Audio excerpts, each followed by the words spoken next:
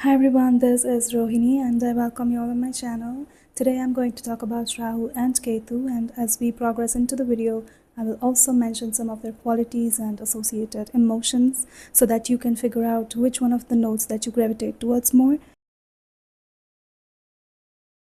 So now there are two primary planets that rule emotions, which are the Sun and the Moon, and then the two nodes who eclipse them are what governs the negative side of emotions, Rahu and Ketu. When a person begins their spiritual journey, it's not that they will stop experiencing negative emotions altogether.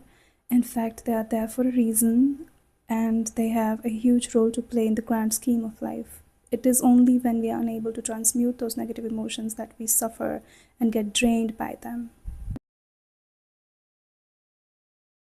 Ketu is considered exalted in the natural 8th house of Scorpio, and the last nakshatra in Scorpio is Jyeshtha. And it is oftentimes called the Rohini of Indra, which means that the descending energy of this world can be the ascending energy in occult world. And when we start to utilize the negative emotion, it acts as a medicinal ingredient and a pinch of flavor in ultimately bringing out the blissful substance or ambrosia that is created within us. And because this is Kali Yuga, the dark age, one of the fastest ways to reach self-realization is through Tantra sadhana. And Tantra does not exclude any negative or positive emotion, the desire for wealth, beauty, a partner, or anything like that. In fact, it teaches to be all-inclusive and work through everything that you have available right now, and everything that you experience will act as fuel to reach the transcendental state. Now coming to the emotions that the nodes rule, Rahu is obsession. Rahu is endless desires for newness. It's like chasing a mirage. While Ketu, on the other hand, is extreme sadness. It's yearning to return to the origin, and it's like getting sucked into a black hole. Rahu is a Vata planet, and his qualities are light, dry, airy, movable, changeable, unpredictable, erratic, and elusive. While Ketu is a Kapha Pitta planet, and his qualities are oily, heavy, dark, stable, hot, all-consuming, and enigmatic. And because Rahu is so elusive, like air and illusion, it cannot be caught.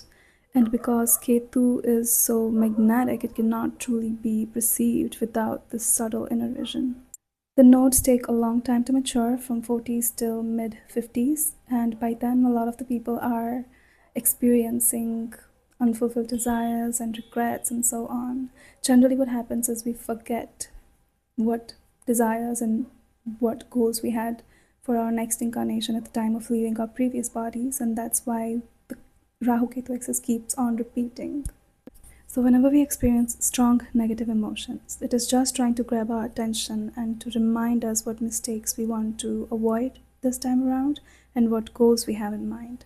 So things like past life meditation can also do the same thing and save us a lot of time and make transformation in this lifetime quicker. So the Ayurvedic healing principle goes that like increases like and opposite brings balance. So let's say if somebody was under the energies of Rahu, then they would benefit best from withdrawing their senses, meditating on the past, and meditating on the reality of death, as well as detachment from their ego. But if somebody was Ketu dominated and then they were extremely lethargic and detached, then they would benefit best from introducing agitating energies by moving outside of their comfort zone and building an identity for themselves. So flipping and using energies in this way will save a lot of our time and repetition of mistakes. So this was it for today. If you guys have any recommendations for me, then please let me know in comments. And if you enjoyed this video, please don't forget to share it with your spooky friends. Thank you so much for being here with me today, and I will see you guys next time.